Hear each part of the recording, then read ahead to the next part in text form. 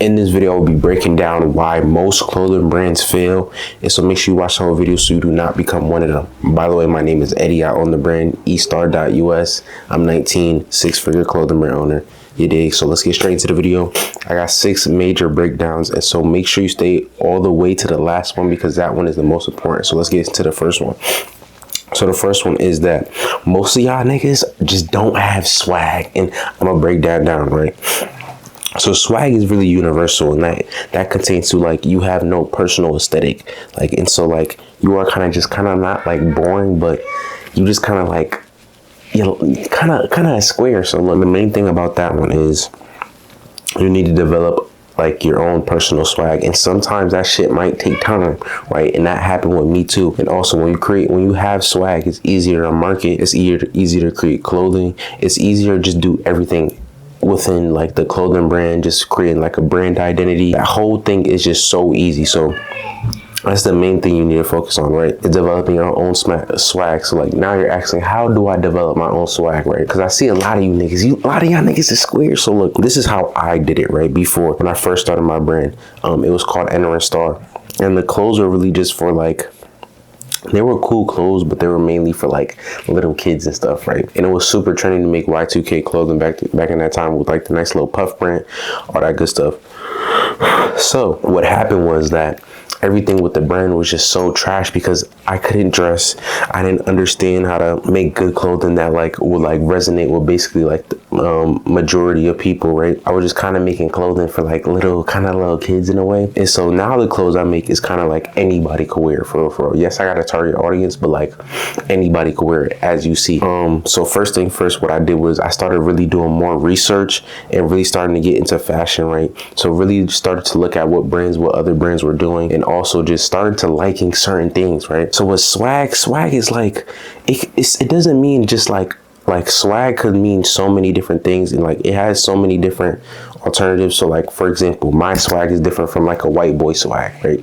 Well, it could be the same, but you get what I'm saying. For example, I'm gonna give some examples. Like, say if you're from like Europe or like Spain or whatever, like your swag could equal to a brand like Nude Project, right? To where it's real classy, signatures everywhere, like real classy, some real like player shit, right? Then we got another swag. We got like streetwear, black nigga swag, which is like me, right? Then we got like the emo type swag, right?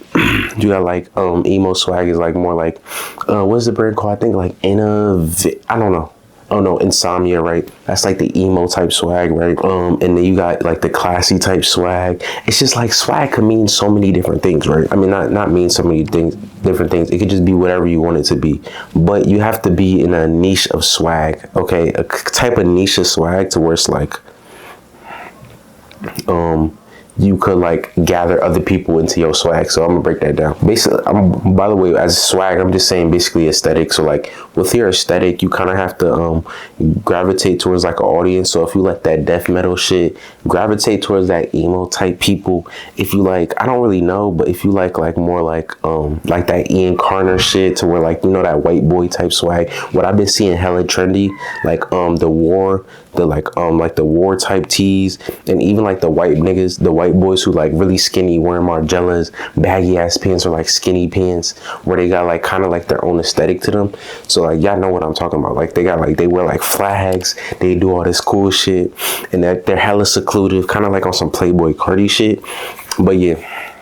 So like that type of swag. So it's like you kind of just have to find your own aesthetic. So once you like gravitate towards an aesthetic that you really, really like, start like really like becoming that aesthetic. Start doing the certain things that aesthetic does. Like for me, I really like to start to get into like kind of like general streetwear fashion, to where like the baggy pants, a lot of colors, right? I love colors, right? Instead of like me going to like the dark, like really black, I love colors. So that's what I started to go into.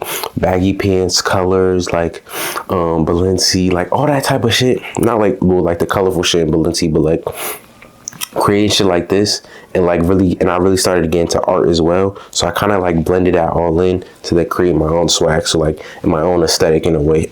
So I kind of just bit off certain things that I like, and like the general streetwear swag to create my own swag. So yeah, but yeah, this is mainly just to market easier, because like, say for example, now you don't have to get an influencer to like every single drop. You don't have to, I mean, you can do this, but every single drop you don't have to get an influencer to go flick up, especially when you go start up, or like you don't have to go send out a whole bunch of influencers. You could literally just use yourself. Like for these hoodies I'm dropping right now, there's hella good feedback, and all I literally took pictures in them. Like I flicked up because the niggas swaggy as shit, so I flicked up, right, and took hella pictures in them. And yeah, so like once you develop that, everything becomes easier, because now you can start taking pictures for your brand.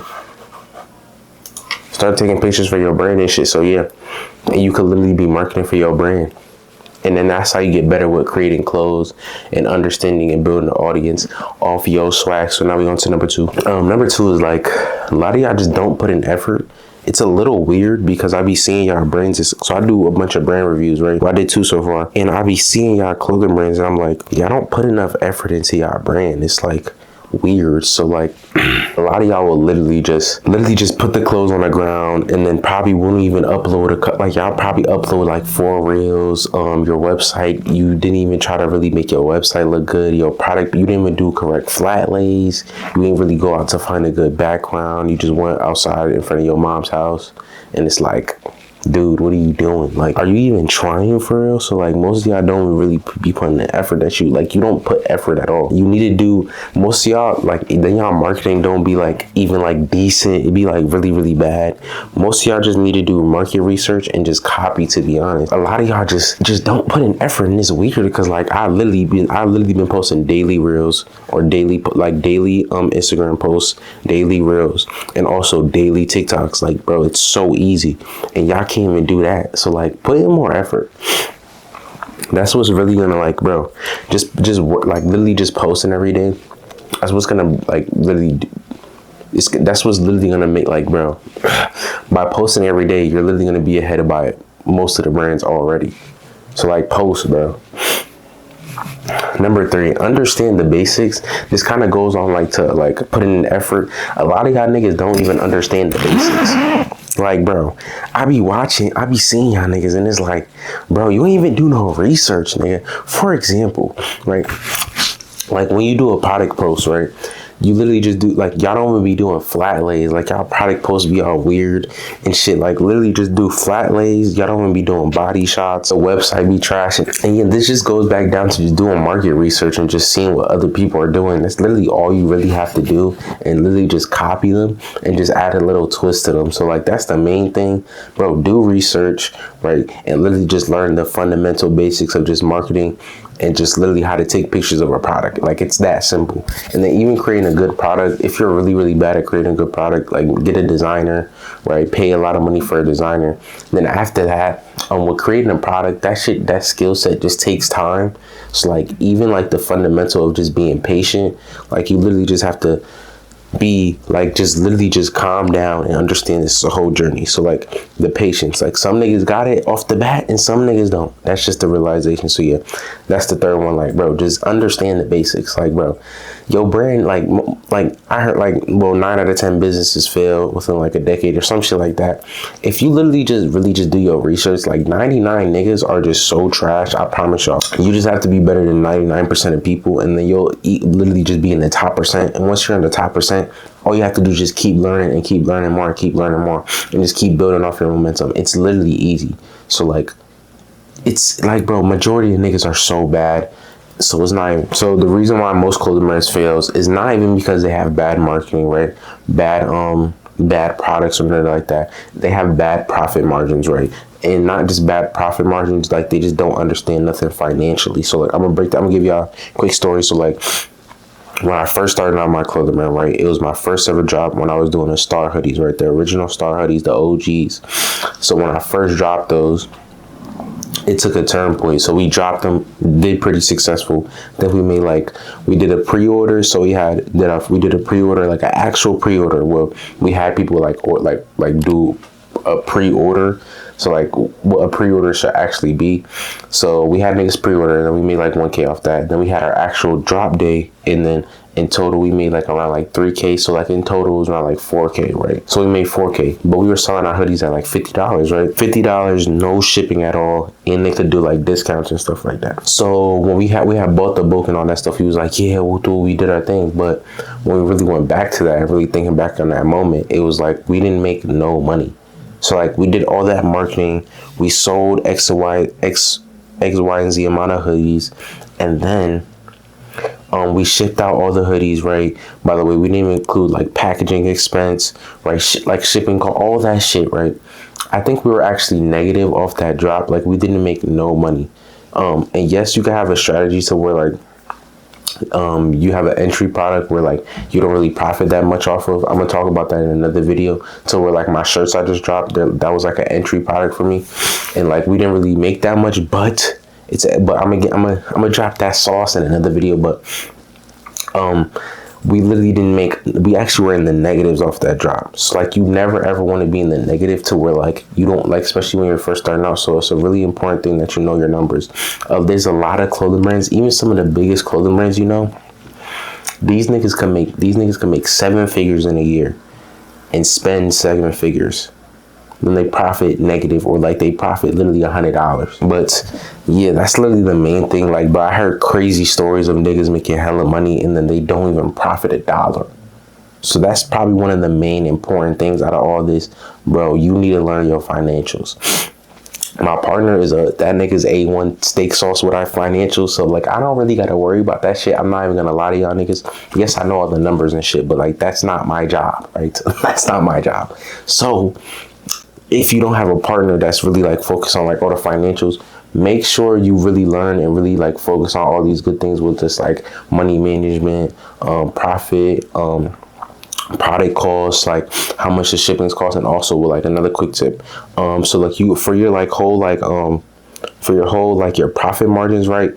The product cost, that all includes of like the shipping costs, the packaging costs.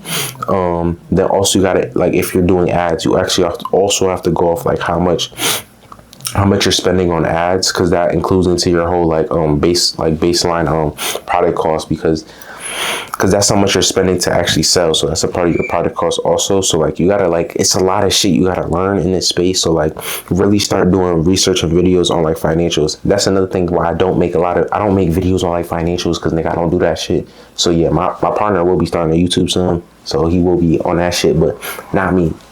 Go find another nigga for that. But boom. Now we on to the last and final one. I think I said 6, but I really meant 5 because market research was one of them. That's another important step. Do a lot of market research. I do market research 24/7. If you ain't heard this already, create a burner account and follow tons of clothing brands. I literally show y'all niggas my burner account. My burner, right? Shit. I'll show y'all niggas my burner. I literally have a burner account where I literally just follow a bunch of just clothes. Like, y'all niggas can't even see because of the sun, but I just follow hella clothing brands. I just saw my ad. I follow a bunch of clothing brands and I literally just be on that bitch 24/7. Market research, market research, market research, market research. So do a bunch of market research. Now, we on to the last and final one. This one is the most important one. Number 6 or 5, whatever. I think I made a mistake. Boom. Number 6 is your mindset, right? So look, your mindset. So I'm gonna give a quick, before I get into that, right? It's all about your mindset. Your mindset is the reason why most people fail, right? It don't because of profit. It don't because of like making good products and all this good shit. Most of the time it's your mindset and how you think, right? So look, you need to be super duper delusional.